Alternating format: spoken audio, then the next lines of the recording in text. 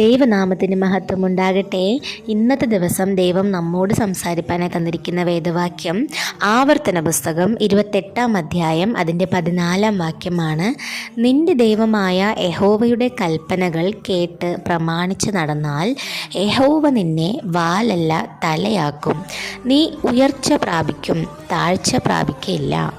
ദൈവമക്കളെ, നമ്മളെ ദൈവം എപ്പോഴും ഒരു ഉയരത്തിൽ വെച്ച് നോക്കാൻ മാത്രമേ ആഗ്രഹിക്കത്തുള്ളൂ, അല്ലേ? അപ്പം നമ്മൾ അതിനായിട്ട് എന്ത് ചെയ്യണം?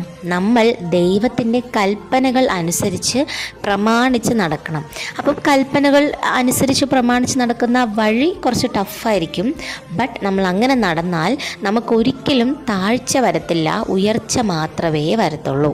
അപ്പോൾ ഇനി മുതൽ നമ്മൾ നടക്കുന്ന വഴി ദൈവകൽപ്പന അനുസരിച്ചിട്ടുള്ള വഴിയായിരിക്കണം. അതെത്ര ടഫസ്റ്റ് വേ ആണേലും അത് തന്നെ നമ്മൾ ചൂസ് ചെയ്യണം. Praise the Lord.